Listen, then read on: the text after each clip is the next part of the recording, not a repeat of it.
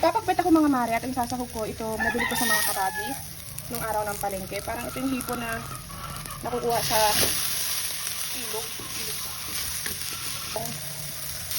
Ay! Nakalimutan ako yung kamatis.